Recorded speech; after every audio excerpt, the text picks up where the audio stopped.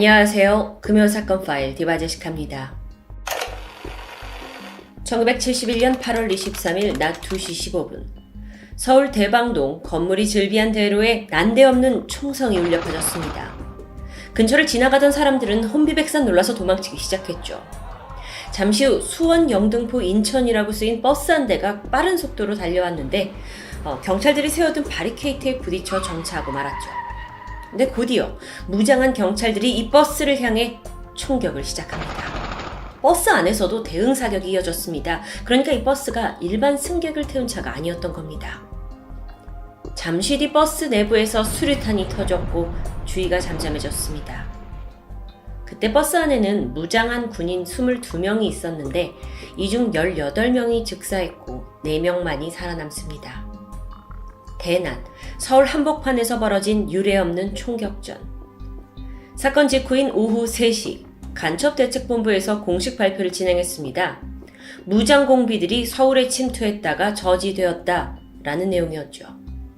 그런데 3시간 뒤인 오후 6시 발표가 정정됩니다. 국방장관이 직접 전한 내용은 공군의 관리 아래 있던 특수범들이 격리 수용된 데 불만을 품고 탈영한 거라는 설명. 그렇게 이 정부 발표 이후 사람들에게 그날은 단순 탈영범들의 총격 사건으로 기억됩니다. 그로부터 30여 년이 지난 1999년과 2003년, 이 사건을 모티브로 한 동명의 소설과 영화가 개봉하면서 그동안 숨겨져 있던 진실이 드러납니다. 책과 영화의 제목은 실미도. 이 사건의 씨앗으로 볼 수 있는 건 1968년으로 거슬러 올라갑니다. 6.25 전쟁 이후에 남북관계에는 크고 작은 충돌과 긴장의 연속이었죠. 그러던 1968년 1월 21일 31명의 게릴라 북한 부대가 청와대를 급습하는 사건이 발생했습니다.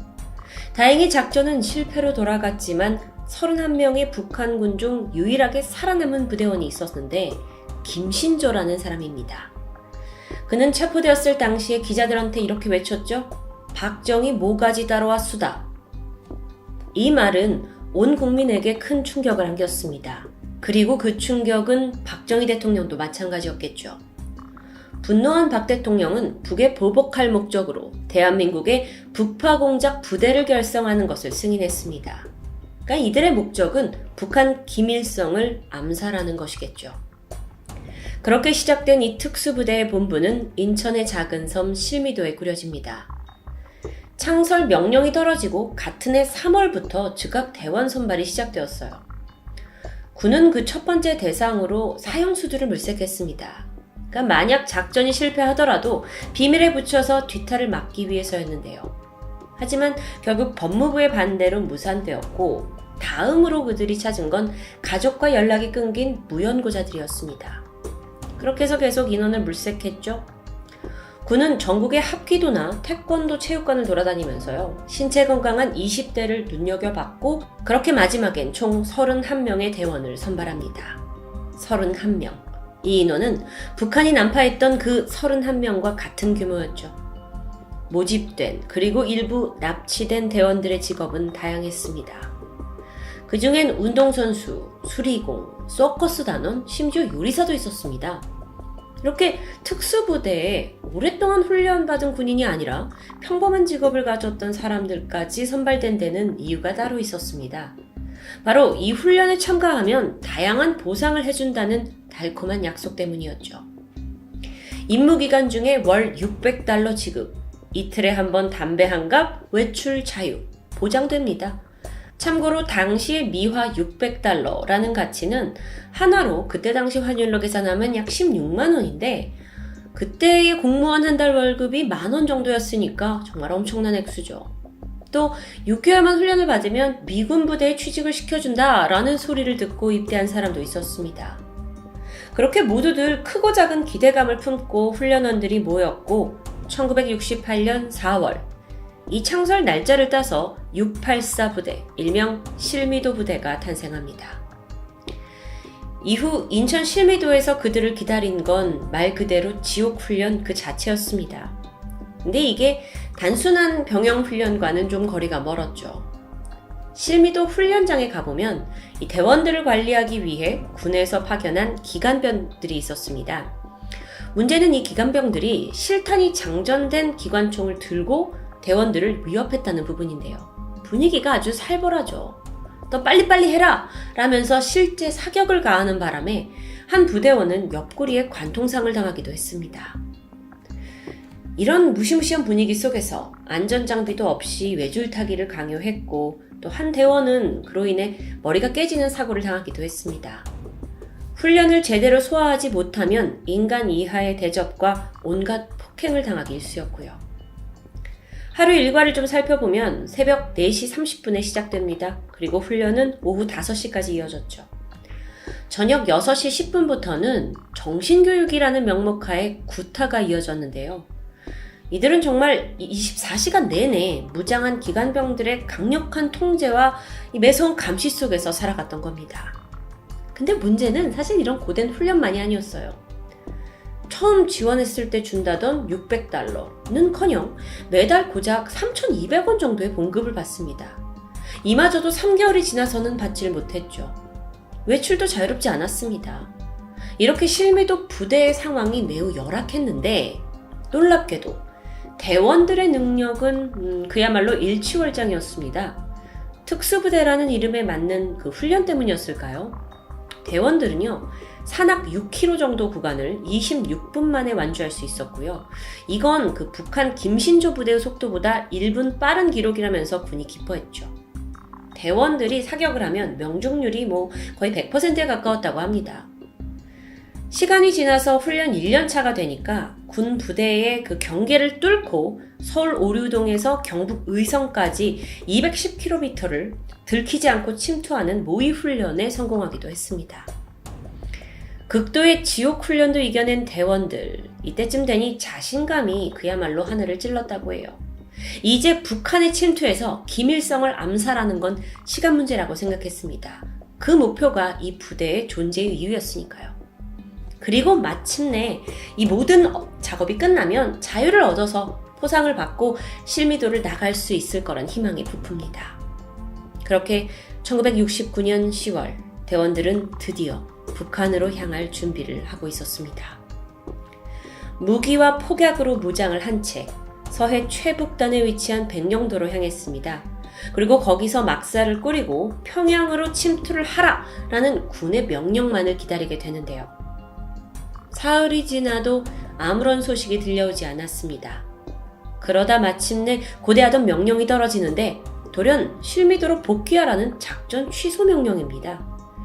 너무도 예상치 못한 소식에 대원들의 사기가 떨어지는 건 물론이고 묘한 불안감으로 변하기 시작했죠. 우선 작전이 취소된 이유는 당시 한반도의 안보 정세가 급격하게 변했기 때문입니다. 미국에서 그 당시에 이제 서울을 지키고 있던 미군의 철수를 논하고 있었고요. 대한민국은 그렇다면 스스로 안보를 지켜야 하죠. 위기의 상황입니다. 혹여나 만약 공작원을 보냈다가 북한이 당장 보복이라도 해올 경우에는 상황이 아주 난처해집니다. 그래서 정부는 부랴부랴 북한과 대화에 나서면서 남북 화해 분위기를 조성합니다. 이런 정치 외교적인 분위기 속에서 지난 몇 년간 오직 김일성 타도만을 목표로 삼은 이 실미도 부대는 그 존재의 이유가 사라지는 겁니다. 순식간에 누구도 책임지지 않는 애물단지로 전락한 거죠. 이후 정부의 방치 아래 시간은 속절없이 흘렀습니다. 처음 약속된 훈련 기간 6개월은 이미 지난 지 오래고요. 어느덧 3년 차에 접어들었죠.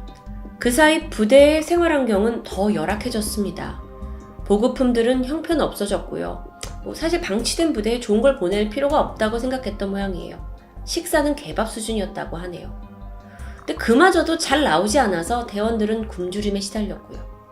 그래서 실제로 부대 내에 있는 개밥을 훔쳐먹거나 또 산에서 나오는 뱀을 잡아먹는 대원도 있었습니다. 심지어 섬 밖을 나가는 것도 아주 강력하게 통제됐고요. 그야말로 섬에 갇혀서 대접도 못 받고 돈도 못 받고 딱히 임무도 없는 답답한 상황. 그러자 내부에 점점 균열이 생기기 시작합니다. 기관병들은 이 대원들의 군기를 좀 상기시키고자 했지만 대원들은 이미 사기가 떨어졌고 그렇게 이 두 그룹은 사사건건 부딪히기 시작합니다. 그러던 1970년 8월 실미도 부대 연병장에 한 대원이 포승줄에 묶여서 질질 끌려 나옵니다. 그의 이름은 윤태산. 사소한 다툼으로 인해서 기관병을 폭행한 죄로 묶여 있었던 거죠. 물론 이게 군에서는 결코 용납되지 않는 문제입니다. 근데 이후 이 윤태산에게 내려진 형벌은 너무도 가혹합니다. 기관병들이 다른 대원들에게 몽둥이로 윤태산을 직접 때리라고 지시한 겁니다. 대원들이 머뭇거리죠. 총을 들이밀면서 위협했고 결국 대원들은 번갈아 가면서 몽둥이로 자신의 동료를 때릴 수밖에 없었습니다. 그리고 끝내 윤태산 씨는 그들 손에서 죽음을 맞이했죠. 이후 시신은 불에 태워진 후 바다에 던져집니다. 몇 년간 같은 밥을 먹고 함께 땀 흘리면서 동고동락한 대원을 이렇게 직접 때려 죽이는 건 끔찍한 일이었습니다. 하지만 대원들은 이런 부조리한 명령을 따를 수밖에 없었죠. 복종을 거부할 경우 이들에게 주어진 건 이 폐쇄된 실미도 섬에서 아무도 몰라주는 죽음뿐이었기 때문입니다. 그렇게 약 2년 반 동안 실미도에 모여있던 대원들 31명 중 7명이 크고 작은 사고로 목숨을 잃었습니다. 분위기가 점점 험악해져요. 그렇게 위태롭던 어느 날, 대원들이 몰래 구해온 소주를 나눠 마시다 들키게 됩니다. 단체로 얼차례를 받게 됐죠. 어쩌면 평소에도 군에서 있을 법한 사건일 수 있습니다. 하지만 실미도 대원들의 인내심과 분노는 극에 달해 있는 상태였고 결국 이들은 이 지옥 실미도를 탈출하기로 결심합니다. 이들이 실미도를 나가서 향하고자 한 곳은 평양이 아니라 청와대였습니다. 억울함을 호소하기 위해서였죠. 8월 23일 새벽 6시 2명의 대원이 실탄 60발을 탈취해서 동료들에게 분배했습니다. 그리고 대원들은 기관병들에게 총을 쏘기 시작했죠. 30분간의 교전 끝에 기관병 18명과 2명의 대원이 사망했습니다. 그렇게 실미도 부대를 점령하고 살아남은 22명의 대원은 무기를 챙겨서 섬을 탈출합니다. 오후 1시 그들은 인천 송도를 지나가던 버스 한 대를 잡아탔습니다. 운전기사는 무장한 군인의 위협에 굴복할 수밖에 없었고 이들의 요구대로 서울을 향해 달려갔죠. 하지만 머지않아 밖에서 총알이 날라옵니다. 탈영 소식을 알게 된 육군이 바로 뒤쫓아온 겁니다. 그리고 추격을 따돌리는 과정에서 버스에 있던 실미도 대원 3명이 추가로 사망했고요. 버스 기사 또한 오른팔에 관통상을 당했습니다. 이후 다시 서울로 향하던 이들은 또 다른 버스로 갈아탑니다. 당시 버스에는 7명의 민간인이 타고 있었죠. 오후 2시 15분 버스가 서울 대방동 삼거리에 도착했습니다. 하지만 그곳에는 노량진 경찰서 기동타격대가 미리 대기 중이었어요. 버스를 발견한 경찰은 즉각 사격을 시작합니다. 대원들도 버스 안에서 총을 쏘기 시작했죠. 그렇게 한참의 교전이 이어졌습니다. 대원들은 온몸에 피와 땀으로 젖은 채 이 작전이 실패했음을 직감합니다. 실미도 부대원들의 탈출 작전은 약 6시간 만에 피로 물든 채 끝이 납니다. 이날 대원 24명 중 4명만이 살아남았고요. 민간인 6명, 군경 20명이 사망했습니다. 살아남은 4명의 대원은 군법재판에서 사형 판결을 받은 후에 총살되었고요. 버스에서 사망한 다른 대원들과 마찬가지로 암매장 당했죠. 이 사건은 앞서 말한 것 같이 정부의 통제하에 빠르게 묻혔습니다. 탈영, 총격 사건, 이것보다 사실 더 중요한 김일성 암살부대의 존재가 자칫하면 세상에 드러날 수 있었기 때문이에요. 그렇게 이 사건은 실미도 난동 사건으로 규정이 되면서 지난 30년 동안 대중들에게 별 의미 없이 지나갑니다. 하지만 결국 영원한 비밀은 없는 걸까요? 이 대원들이 겪은 실상을 파헤친 소설, 그리고 이걸 바탕으로 2003년에 개봉한 영화 실미도. 당시 영화 실미도가 이례적으로 1000만 관객을 동원하면서 큰 흥행에 성공합니다. 그러면서 세상에 이 진상이 낱낱이 드러나게 되죠. 그런데요, 사실 이때 스토리 설정 탓에 실미도 대원들이 사형수 출신이다 라는 대중의 인식이 강해지는 사태가 빚어지기도 했습니다. 추후 조사와 또 유가족들에 의하면 이건 사실이 아니었고 대원들은 평범한 청년들로 국가가 만든 무고한 희생자라고 평가됩니다. 영화 개봉 2년 만인 2005년, 버스에서 사망한 대원들의 유해가 발굴됩니다. 하지만 어딘가에 묻혀있는 살아남은 4명의 사형수의 유해는 끝내 발견되지 못했습니다. 지난 2017년, 국방부는 실미도 부대원 합동 봉안식을 거행했고 뒤늦게나마 이들의 넋을 위로했습니다. 국가를 믿고 목숨 바칠 각오가 되어 있었지만 결국 버림받았다는 억울함이 만들어낸 비극적인 사건. 한때 역사 속에서 지우고 싶어 했겠지만 실미도 부대는 결코 우리가 잊어서는 안 될 사건이기도 합니다. 국가가 만들고 나서 국가가 버린 31명의 대원들, 그리고 그 과정 속에 목숨을 잃은 군인과 경찰들. 그들은 서로에게 총대를 겨눴지만 실질적인 적은 아니었습니다. 누가 이들을 적으로 만들었고 이 비극을 낳았는지 많은 생각을 들게 하는 한국의 아픈 역사입니다. 금요사건 파일 디바제시카입니다.